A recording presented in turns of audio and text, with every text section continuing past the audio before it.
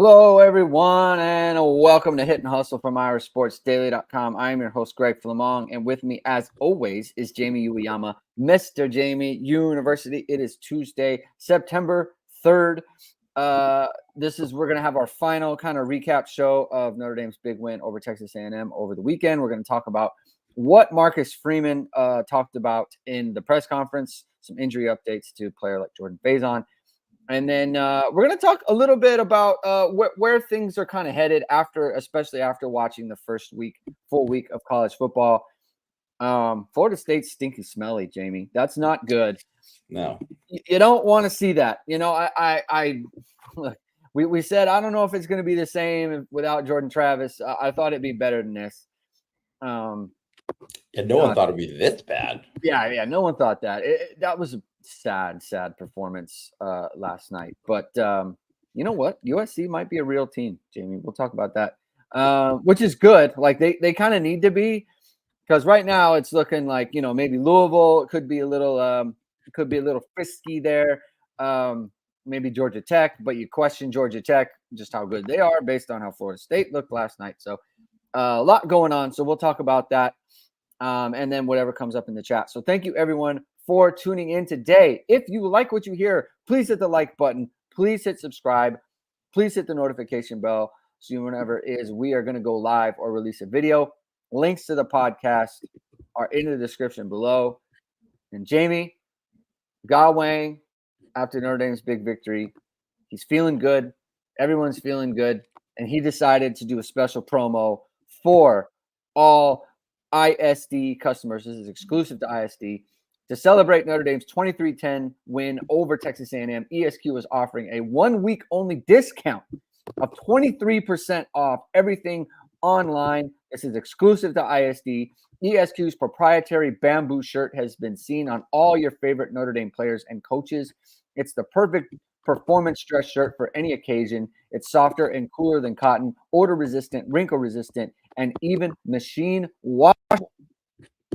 You get 23% off and you're saving on dry cleaning, Jamie. What better deal can you get? Go to esqclothing.com and use the promo code WIN, WIN, to get 23% off your order. Reminder, this promo will end before Saturday's kickoff against Northern Illinois. So get your perfect fit today. You're going to want to take advantage of the great offer from Ge Wang. Jamie, I'll tell you, man, we talked about it before the show started. I loved watching that game back. It was an enjoyable experience for me, especially defensively.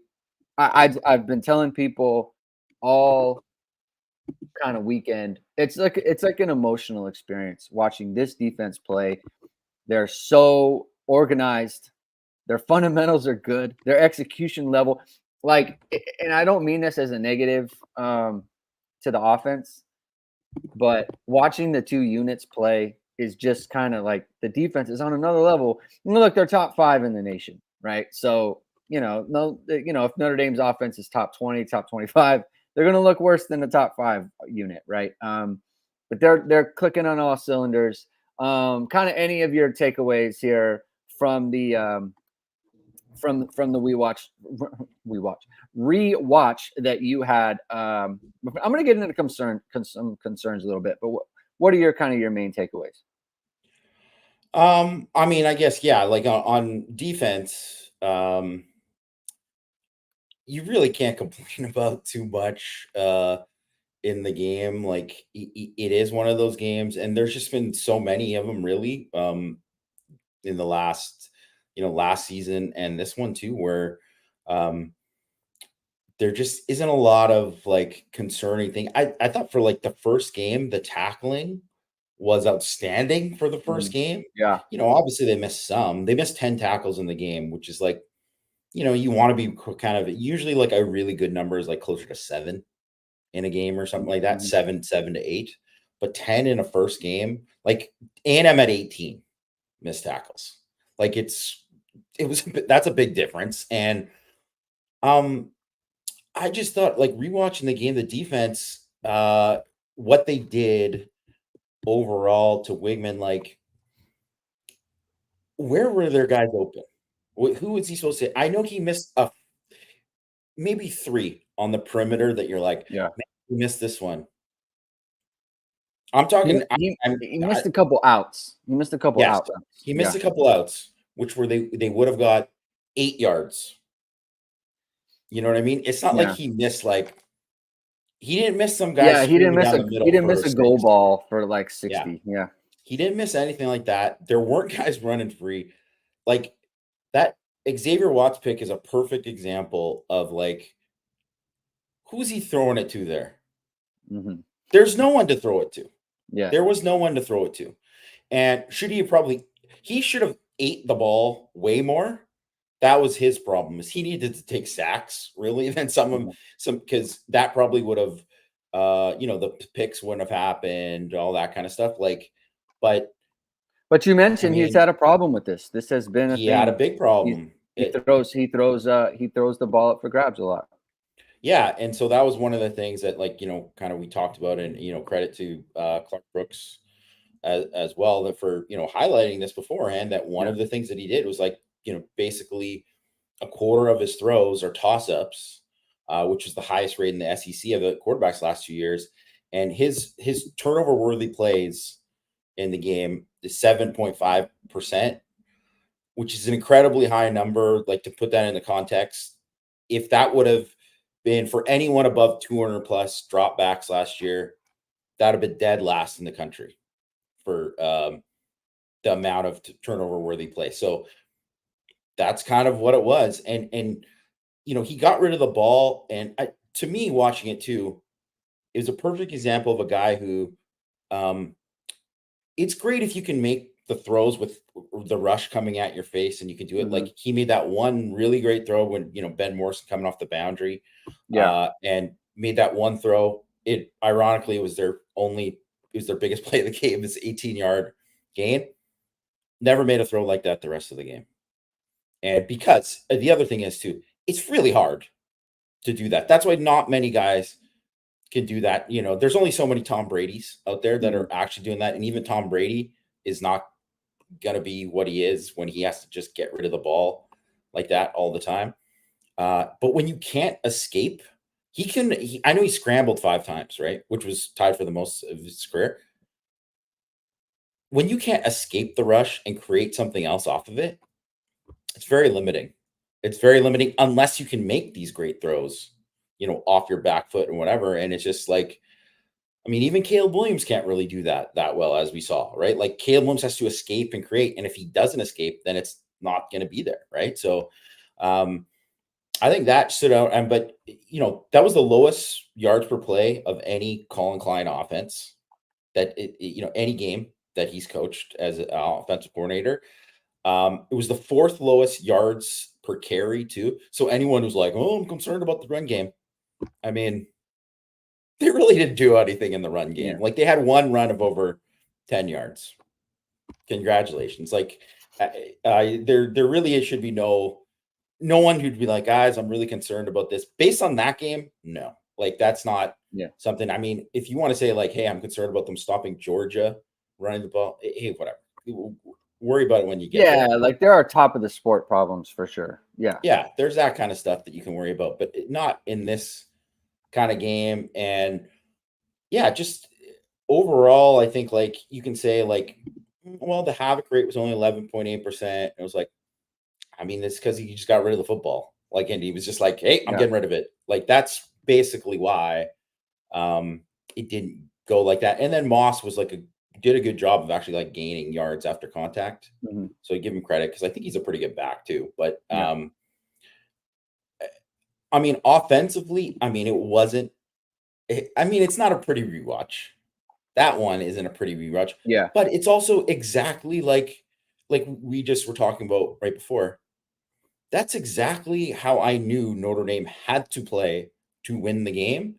Mhm. And I mean, I wrote about it for months. We were talking about it for months. We talked about it specifically in the last 2 weeks. We're really, really harping on this is what they got to do, and this is how they got to do, and the amount of true pass sets that they're going to have to do, and the amount of screens they're going to have to run, the amount of this and that, and they're going to have to be able to run the football, and they did, That's exactly and how it played they out. and they Yeah. did. And that was really kind of the difference. And now, obviously, they get to kind of roll into it and, get better as the season goes.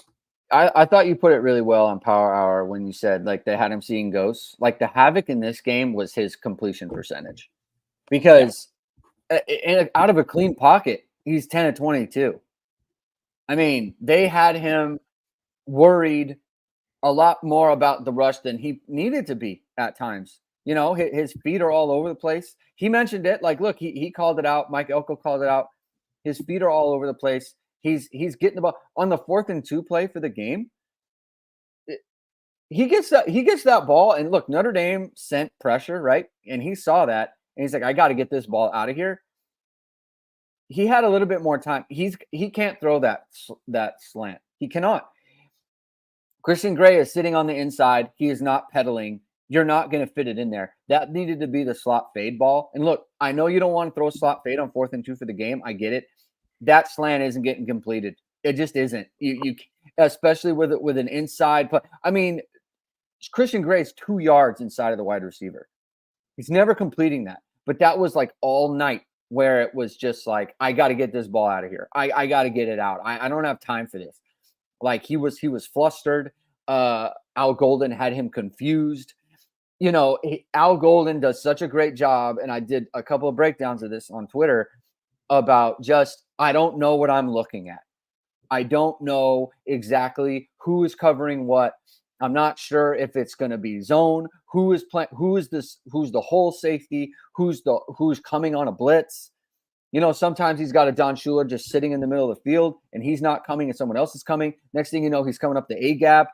And then you have KVA and Jack Kaiser sitting on the outside just waiting for a crosser or anything like that. There's so much confusion. And this is why we talked a ton about, look, they did this to Caleb Williams. No one gets over on them. No one gets over on the Notre Dame defense. It causes a lot of problems, right? And so that's what they did to him. And it was masterful. Patrick Rigney says, Greg and Jamie, love the show. Who is your pick for player of the game? And can you say why it is Mitch Jeter? Listen, I already gave my mea culpa on this. All right. I feel like I don't need to go into it. Okay. Mitch Jeter, 3 for 3. He was money like he was supposed to be, did his job. He was the man, right? He not only that, like the closest he came to missing was ironically on an extra point. He kind of snuck it in the left side there, but the rest of the time he was pretty he was money Jeter, money Mitch, I think is what they call him. So Money Mitch, I love it. I think that's what they call him. So I lived up to the moniker on that. Jason Smith had a question about tallying missed tackle numbers. Would a Don Schuler flying down and making the guy go inside be counted as a missed tackle, or do they have to touch a guy? How does that work? They would count that as a missed tackle. It would count as so. I think it's kind of like baseball where you actually have to touch the ball to be credited with an error. So like the ball goes under your legs, you don't touch it. I don't think it's an error in that situation. But you do get credited. But we've talked before, like this is previous seasons, because Xavier Watts has high missed tackle numbers, or he did last year.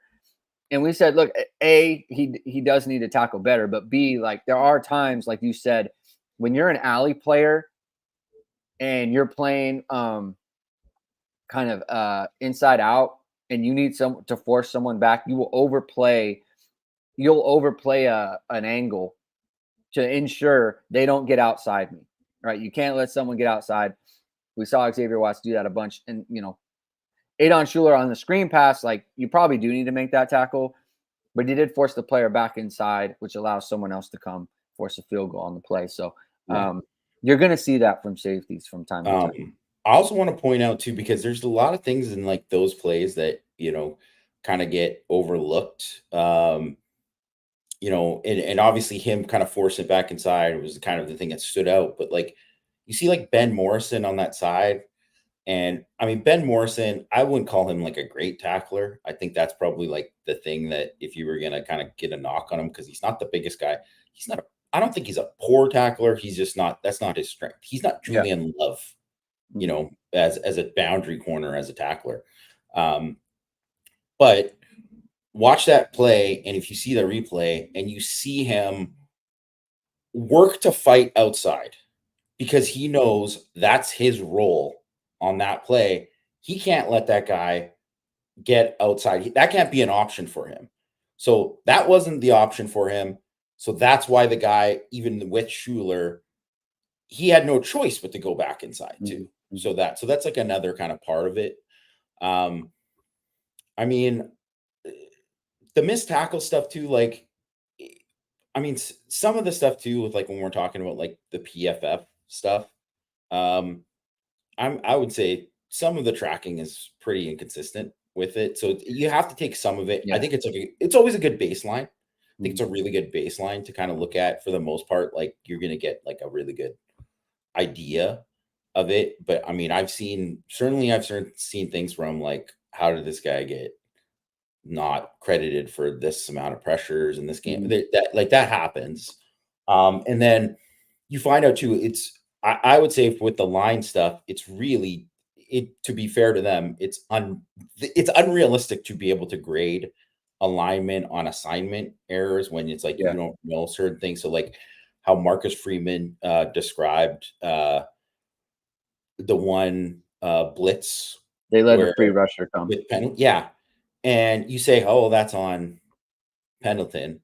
And, and I kind of mentioned this on Power too. A little bit it is because it's like, okay, you still got to play ball after the snap and be like, this guy's coming. I got to like get out. Like I'm diving to just. Don't block no one. Like, you know what I mean? Like you are available to make a play. Yeah. It is possible. So like one of the things with, which was actually like, I don't think Chase Pesantez played a great game for Texas A&M at left guard, but one play, which actually was a pretty great play from him, was when Schuler came from depth. Mm-hmm. And obviously they were not ready for that. And he got off of his block on Botello to get a piece of Schuler, and that knocked Schuler off from like absolutely destroying Wigman. But I mean, that even though he ends up giving up Botello on the pressure, it would have been worse if he didn't get a piece of Schuler. Yeah. So there's like some of it there, but it's like, if you look at like Pendleton's, grade for his pass pro in the game, it's not good, but it's not based on him getting individually beat. It's based on like those kind of plays like that you're like, that's his fault. And then you find out from the staff later that like, yeah, it wasn't all his fault. Yeah. Want to give a shout out to Terry, Asilage. First time I've been able to listen live. Love the show. Thank you for your attendance, Terry. We really appreciate that. Hopefully you subscribe to this channel. Hopefully you've liked the shows, and hopefully you've hit the notification bell, so we know we're going live here. Esteban says or asks, great win. You make some of your biggest improvements between game 1 and game 2. What improvements do you expect Notre Dame to make? So this is where I kind of get into the offense. And you know what? Like Mike Denbrock brought this up in one of the press conferences. I can't remember specifically which one, but just like, hey, it's gonna take a bit for us to click on offense. Like it's gonna look a little ugly at times, and I think it's because he knew. I mean, obviously he's seeing practice, and what you're doing in practice is usually how it looks in the game. And there was so much stuff, specifically with the passing game, with Leonard and the wide receivers, where, we mentioned it a bit on the post game, on the instant reaction show, about how we just felt like, man, like the guys that's kind of not a great route right now. We do have to give some grace to the wideouts, just because I don't know how it's being taught, or I don't know what they are, who knows what they're telling these guys. But I guess the overall point is it's less a blame thing, and they just need to get on the same page. There were so many times where they just not like, there was one, like a specific one was like, obviously there's the out route. Leonard thinks Faison's going to run the out, and he ends up running a curl. And it's like, obviously they're looking at different things, right? Like, so that's just a complete miscommunication. There was another one where he has Chris Mitchell on an in cut, and Mitchell's going to be open, but right at the last, like right at the break point, Leonard gets rid of the ball, and Mitchell makes like one last little fake at the DB to create separation. And so then his eyes get back to the quarterback just like a beat late, and it throws off everything because the ball's already out. Leonard doesn't expect him to make that last little hitch move, and the timing is just that bit off, and it's an incomplete pass. When you see it, it's like, well, that's a bad throw, right? That's like, well, he threw it where he expects the receiver to be. So his placement is correct. It's kind of like in golf when you say, well, I hit a good putt, it just didn't go in, right? It's like I hit it exactly where I wanted to hit it, but I just didn't read it right or whatever, or it was just like it didn't break as much as I thought. And it's like, but I hit a good putt. Like Riley Leonard's throwing the ball where he wants to throw it. He's just not in sync with his wide receivers. I think that is the one thing that's like, there's no guarantee that this gets better. We need to be clear about that, right? It's something that needs to get fixed because they can't be whatever they want to be playing offense like this. Okay. Now we know why what happened. We know why, they're getting the ball out fast and the average depth of target is 5.5 yards. We know that because of the defensive line. It cannot continue that way for the rest of the year. They need to be able to push the ball down the field, and they need to be able to hook up on these things. So that's kind of what my thought was. Jamie, any thoughts on that? And then kind of some areas where you feel like they're going to they have the opportunity to make some improvements. I think really perimeter blocking, like in the screen game, I think that's something that, which I think there's a reason why Jaden Thomas like really kind of stood out in a good way, not just because he's, a big guy and he's a good blocker. Shout out to him, just like caking Torian York too on that one quarterback sweep. Awesome. Mm-hmm. When you see a receiver just, destroy a linebacker and like that a stud was, I mean, that's like a true pancake. Yeah. Like you don't usually see that. True pancake from him. Yeah. So and he had the one play where there was a bubble to Jaden Harrison and Tyreek Chappelle like got in on him like quick, and then he kind of busted up, and that was really like the only kind of bad block that I noticed from like Jaden Thomas. Other than that, the guy was awesome.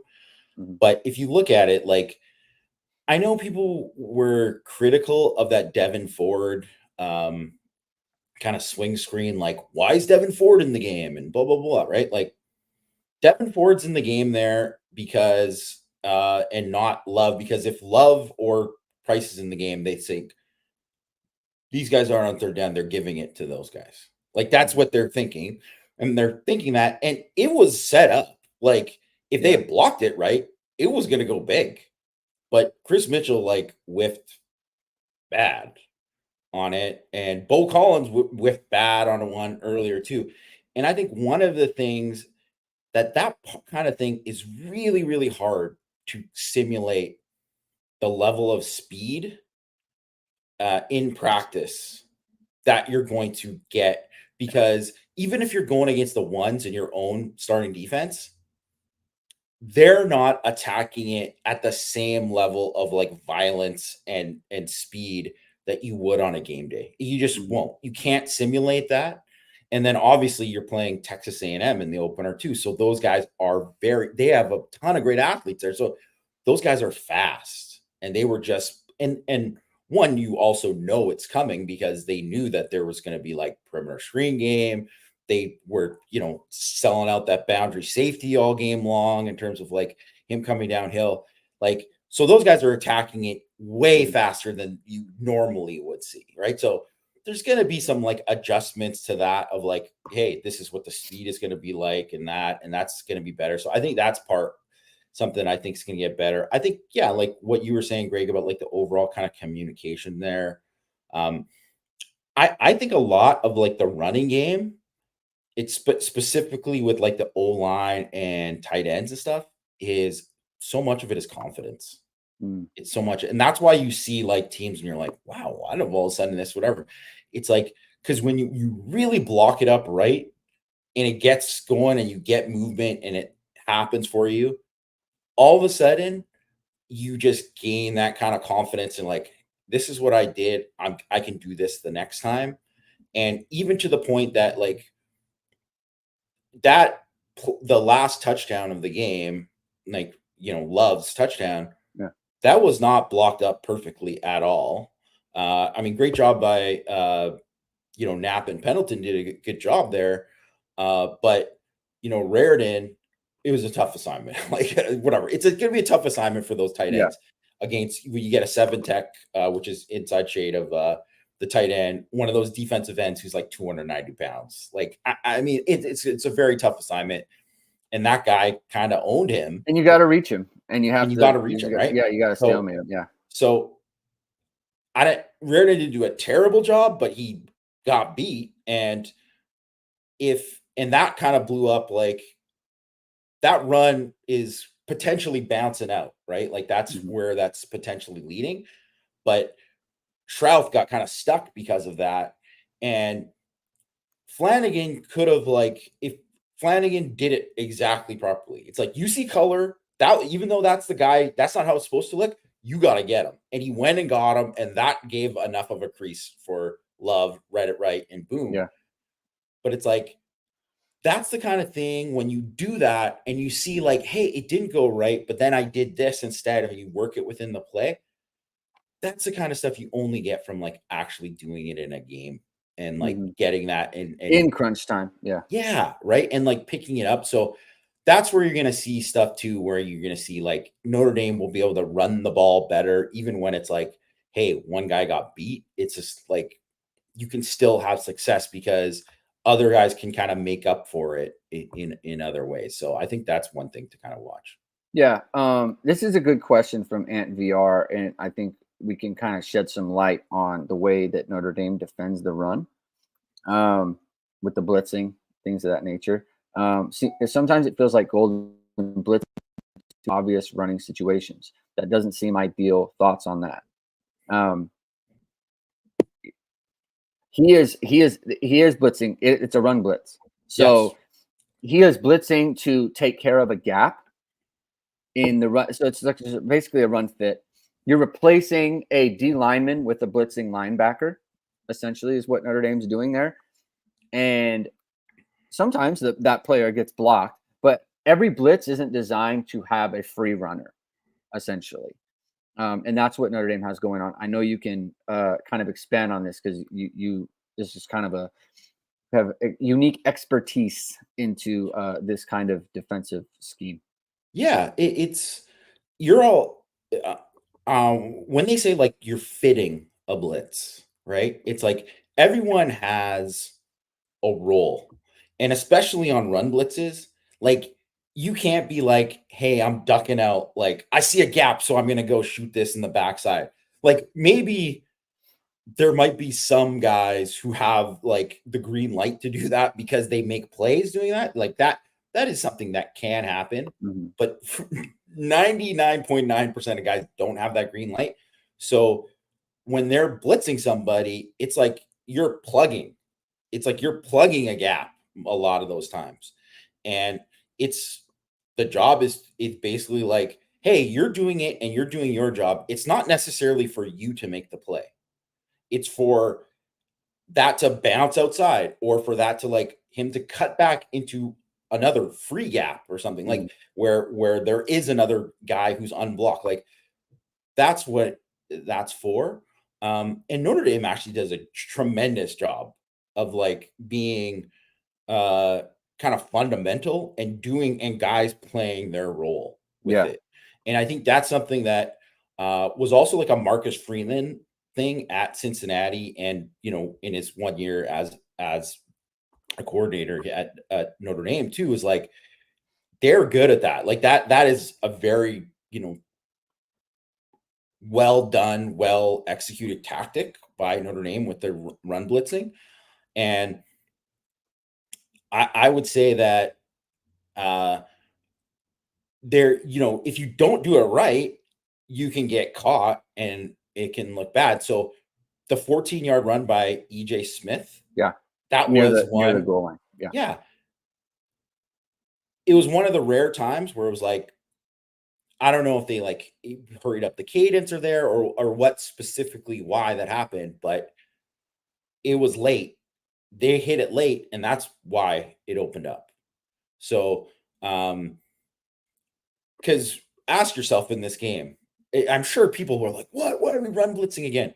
That was the only time that they got caught in one of those plays. Mhm. Out of like all these other plays where they did make the play, right? So, Mhm. um, that was where they're running a cross dog there, and Don Donnie Heinisch is like lined up as like a one tech, and he's working out to the B gap. He's in the A gap, and he's working out to the B gap, so he widens out, and that means that backer has to come there and hit on the A, and he should technically run right into EJ Smith and like get a TFL.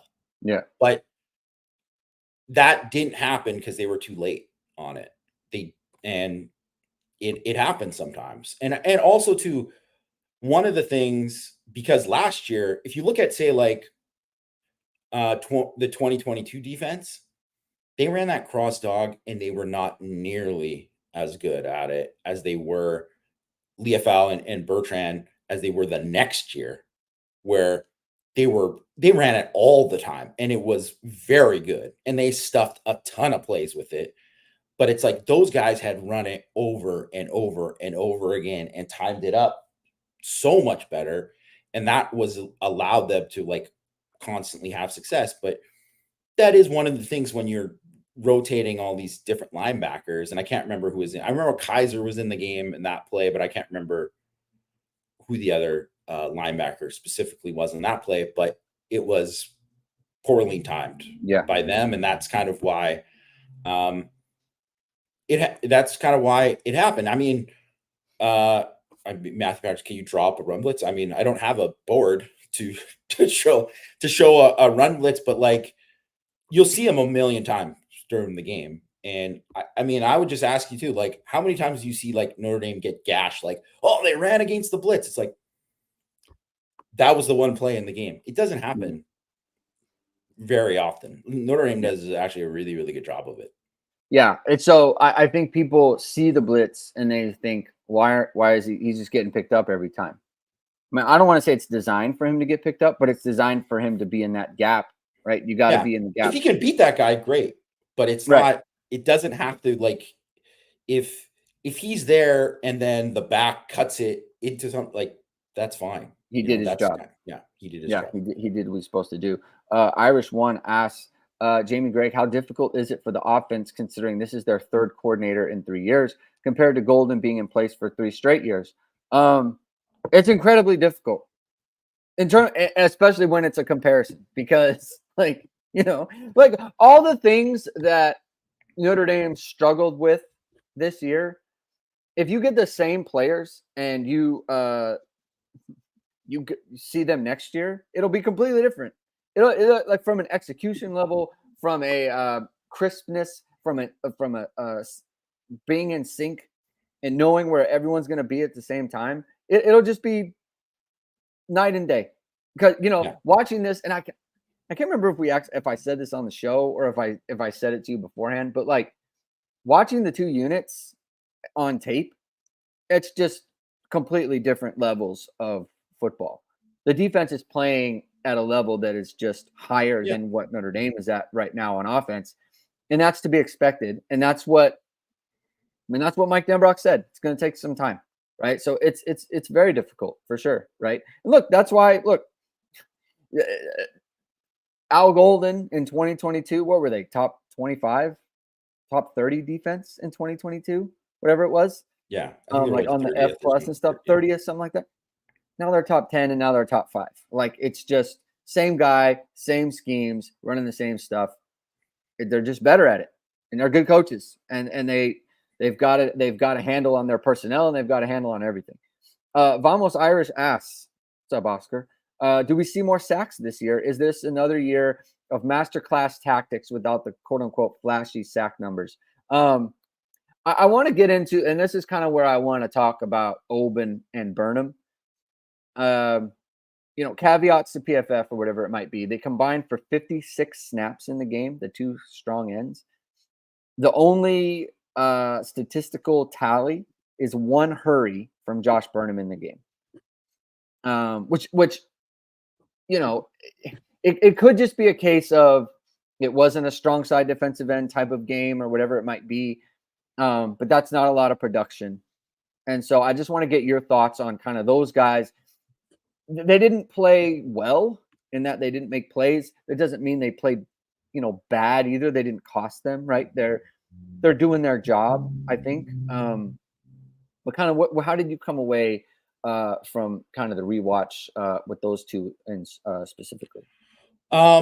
Well, I mean, I would say Burnham's one pressure was a pretty big one. Big pressure. He was the guy who got pressure on the pick to Schuler, so yeah, that mattered. I don't know. I mean, I don't think Obin played particularly great at all, but I would say in two, like I just didn't feel like he was like kind of like in control or getting into a rhythm as a pass rusher. But I mean, I will say like you don't count like it wasn't a pressure, but like he beat Trey Zoom clean on a one play where the ball was just out. Like it was just out and it wasn't a particularly good throw by there. And it was like one of those was like, I mean, when we're kind of getting into the PFF thing, it's like, do you count that as a pressure? Like, I don't know, like he was maybe 2 steps away from her or whatever, blah, blah, blah. But he beat him clean. So it's like, right. There are that kind of things too. But I don't know. I think one of those things, if you can look at like JJB early on in the season compared to like JJB took off at like the Ohio State game. Yeah, and that was like where he really, and that was the 5th game. Like no one was like talking about JJB against NC State. Like that, he wasn't really a factor. And then it kind of took off. So I would say like, let's kind of wait and see what happens with those guys in particular. But I mean, it certainly wasn't like a kind of a standout game. And then the other thing is too, is that Obin did play a little bit on 3rd down, but they used more of, I mean, Botello obviously is like, he's going to be on 3rd down now. Like, and look, I mean, certainly looked like he's earned it. So because Botello's out there and then Snead is out there and then Boubacar's out there, those guys don't get as many chances to get, it's like, hey, guess what? Pin your ears back. We're rushing the passer here. So that is also a little bit part of it too. If you aren't, I mean, you got to earn your way into those roles, but at the same time, like, you're not going to get into that as much as some of these other guys because they are in it more. And then obviously KVA is in there. A great job, I thought, mixing in guys on 3rd down and showing, because Notre Dame has a lot of good options there. So I thought that was actually like pretty big. But I would say like, even if you said like Boubacar in this game, it definitely wasn't like a man, Boubacar just really showed out in this game. He had some nice moments in this game. And I thought if you look at him, if you watched him in practice over the last couple of years and seen like how much he's improved versus the run, and you're like, oh, he's way better. Like he's improved quite a bit where like, yeah, he can play. He's not just going to play 3rd down. Like he can play, an every down role. And that's kind of why he was getting that run and not Junior Tuihalamaka, right? So I think like all these guys, it's going to increase too. And I think the sack numbers largely in this game specifically, largely a reflection of him just getting rid of the ball. Like, and we, mentioned about all the turnover where he throws like, yeah, sometimes guys are throwing that away, but like a lot of times guys are trying to like run away and escape and they get chased down, So like, I think that's just what Wigman does. And so that made it look like, hey, great job at avoiding sacks. But it was like, when you're just not completing that many passes, then it's not great. Right. Yeah. So I think that's the kind of way to look at it. And even last year too, which are like the overall sack numbers weren't like unbelievable. Like they didn't have as many sacks as the year before, They finished 23rd in sack rate. Yeah. Pretty good. Like it wasn't bad. You know, Yeah. like that is like you'll take that in most years. Of course, you want to be like top 10. Right. It's 33% pressure rate in this game. You will take, right? Like you do that in every game, you're going to give the opposing offense a ton of problems. And so like Notre Dame does so many things that, you know, like you said, with personnel, with their schemes, right? With their pressures, like they do so many, they have so many options, like kind of to Oscar's point, like it isn't designed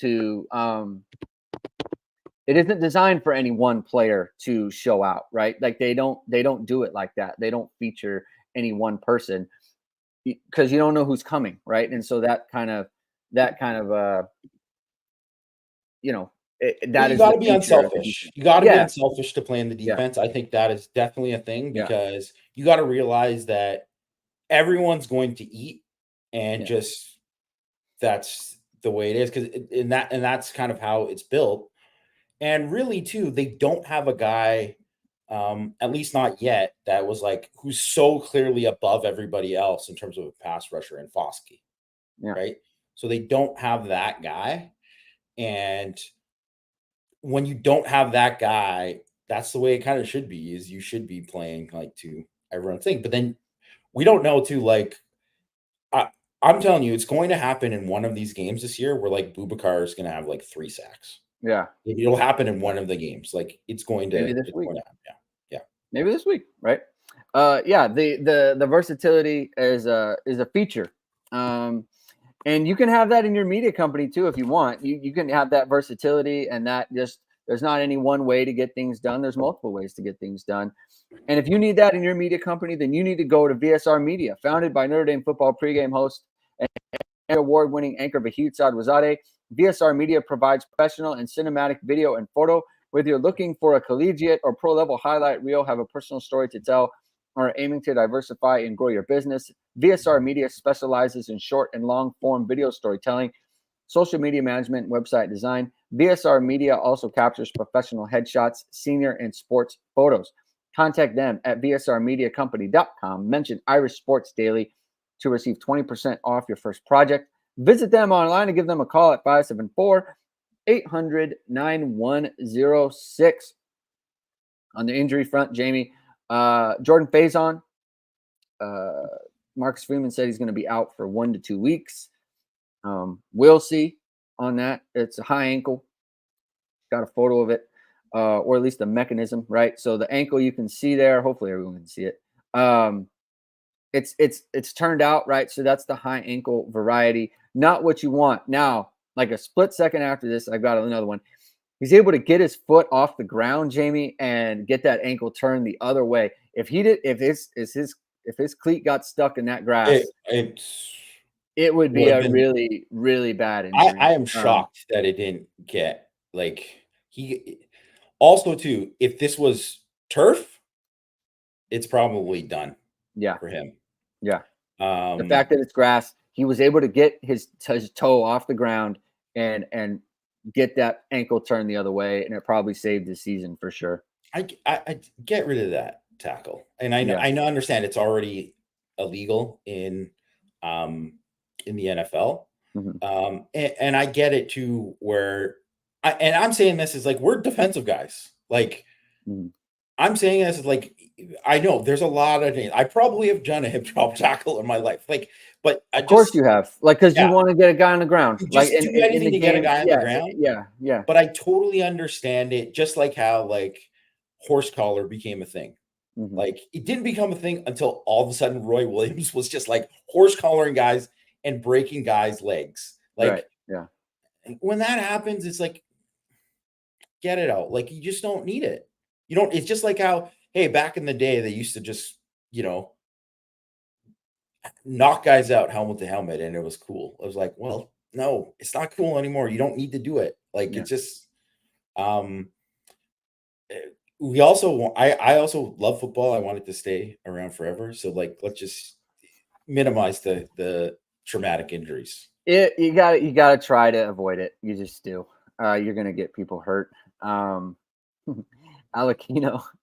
Alakino says, "What's up, fellas? Just got in here. Did I miss the roast of Brian Kelly, or are we past that? We have not done that.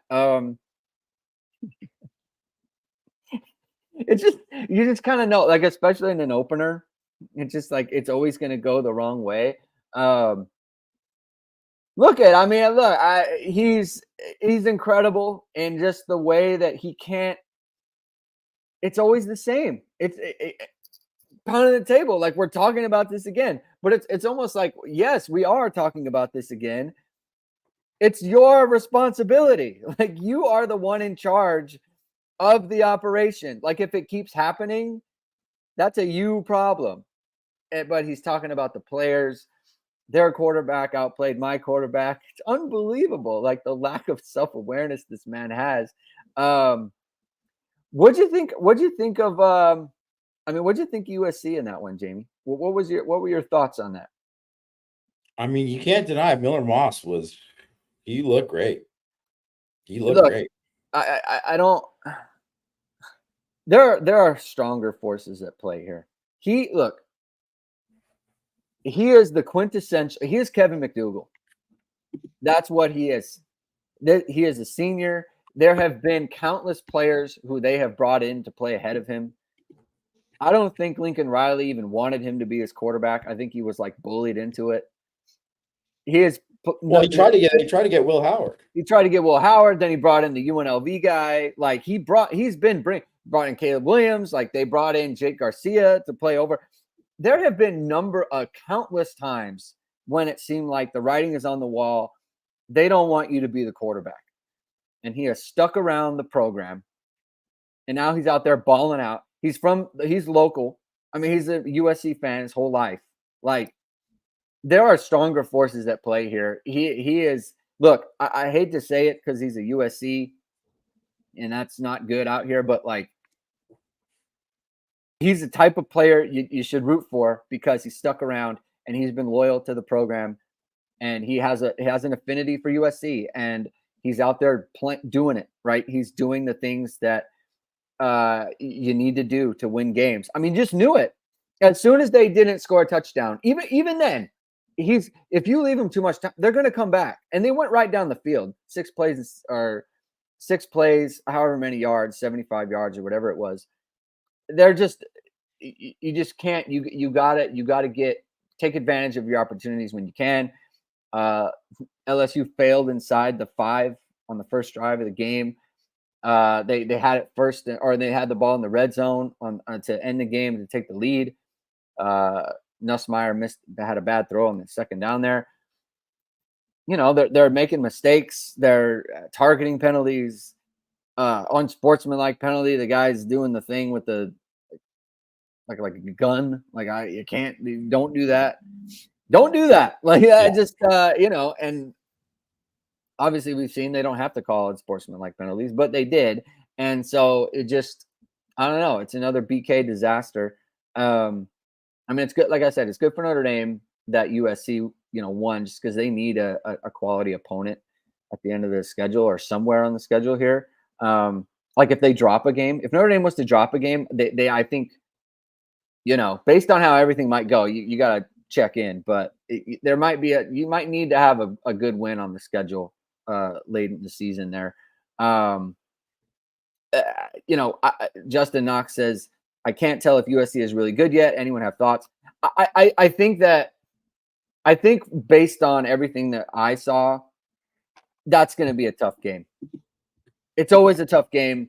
I mean, it was going to be a tough game, yeah. Right. Even if they're average, but yeah. They're not going to, it's like, well, they're going to be like 7-4. But like, they're not going to be 7-4. He's playing too well, and the defense has improved enough to where they're just not going to drop multiple games. They're just not. So that's going to be tough, is what I would say. Well, I think they could be like 9-2. I think that is on the. They table. Could be 9-2. He could easily be 9-2. But like I do like think they're 9-2. They're playing for a playoff berth. Then Yeah. Yeah. Like they could. And this is the question with USC, and it was always going to be the question with USC this year. Like, if you look at their so Branch, is there anyone other good than Branch? Yeah. like that game showed they got other dudes. Like, I mean, Deuce Robinson is a dude, Jacoby Lane, like they're good. They have good receivers, right? The problem from them is depth. Is they because they over relied on the portal the first 2 years. And they have some young guys coming up, but it's like, and then they didn't want to go into the portal to get too many guys this year because it was like you don't want to scare off these other guys that it's like their time. Yeah. So, but because of that, and then they don't have the depth there that if one of those guys or two of those guys get hurt, they're in serious trouble. Same thing up front for them, where they look pretty good up front in general, I would say, are decent. I don't want to give them too much, because that's the other thing. LSU's defense was horrendous last year. There's a reason why they weren't, you have the Heisman, you have the number one offense in the country, and you don't do anything with it. The defense stunk last year. And yes, part of it was the coordinator and Blake Baker is a thing. But now the problem is that, and you can ask LSU fans this, is that like they don't have the dudes that they had. They didn't recruit well enough to kind of get that where they're probably like a year away in terms of the guys they recruited from really being kind of where they need to be, particularly in the front seven. Like that's a problem for them.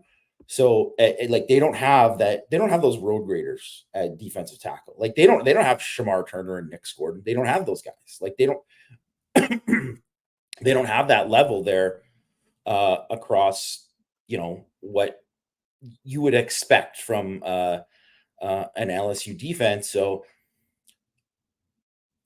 I don't want to say like don't get overly hyped, but like I think USC is going to be pretty good. But like, and their defense is. I knew it. I knew their defense. You don't spend that amount of money. You don't get those kind of coaches. Add guys who are like good players who are going to kind of fit the defense. Like, yeah, they're going to be like at the bare minimum average to maybe like, not great, but like average to good is like probably what to expect from them on defense. But once again, depth, because they have those guys. If one of their starting linebackers out, it's like the drop to the next guy is big. If one of those DBs gets up, it's like they spent so many years of like no one did a worse job developing defensive backs than USC. Because if you look at they had like multiple 5-star type, multiple 5-star type corners that didn't even make the league. Like weren't even like 6th-round picks. Like they had a lot of guys like that just didn't pan out. And so they have guys that are good enough there, but it's like they really need like some of these other guys, and especially like up front. If like Bear Alexander gets hurt, who else they got a DT that is like really like, man, this guy's going to disrupt things, right? Yeah. So because they play a really tough schedule, they're going to have a lot of close games. Like not the type of Caleb Williams games where it's like you're up 40 to, 14, and then in the fourth quarter you can play a bunch of guys.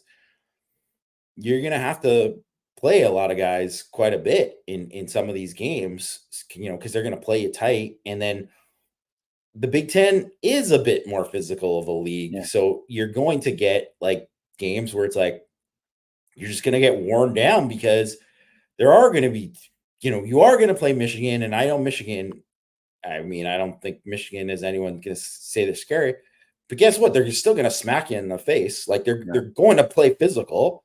So that's just, even if you don't like USC runs about the building, you're still going to feel it after you play them in the week. Yeah. So there's all that kind of stuff that I think is it's going to be telling to see kind of where USC's at, because they're not roster wise, they're not at the same spot that Notre Dame is in year 3 in terms of like their depth and guys kind of coming along with like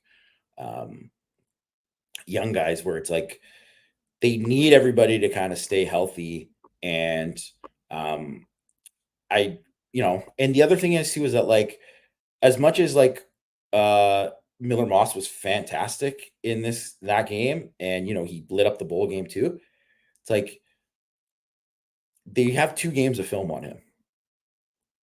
So now it's like, well, let's see when they have 5 games of film on him and where it's at, and when you got a full season of film on him. And also, the running game isn't the same when they don't have a runner, like a guy who's a threat, and he's not a threat. So, I mean, I think they'll be pretty good, but I just don't know if I don't know how good yet. I don't know how good. These are the vibes. Blayberg says, after that game, I literally neglected my wife because I spent all night trolling LSU podcasts. Oh my gosh. Is Blayberg the one who was mainlining the all the podcasts? Who was that? I don't know. Blayberg? There was like, I think everybody was, because I've gotten so many. No, it was before. It was before last week. I listened to reaction podcasts. Like, I didn't sleep last night. Maybe it was Blayberg. Someone was mainlining just. Oh, neglected my wife. That's good stuff. That's. Don't do that. Don't do that, Blayberg. You gotta take care of your wife. Yeah, it was him. So. That's tough, but it was funny. I mean, look, I will say this: like, no one lights up the internet and unites fan bases like BK does. Yeah, he does he does have a talent for bringing people together in that way. I wanted to mention this one thing on BK because I tweeted out that I've seen that BK face too many times when USC came down and scored. This wasn't at the end. Him making that face though is also an indication too, is like, this guy, like, if you're playing on the team and you see his face,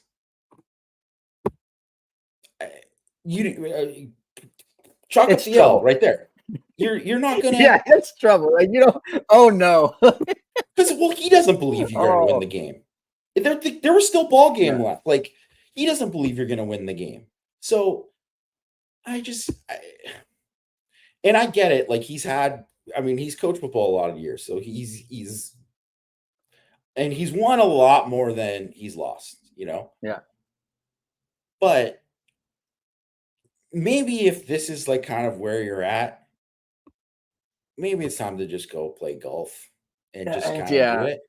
Like, I'm not saying he still obviously can coach. You had a guy who won the Heisman last year. Yeah. The year before, they won the SEC West. Like, it's not like he hasn't done a horrible job there. The problem is that, like, not horrible or good is not good enough at that place. Like, he could have done this at Notre Dame and he could have just kept skating on by for whatever. And don't get me wrong, fans still would have been like, God, I hate BK, whatever. But as soon as he went there, you open up your world to all these other expectations.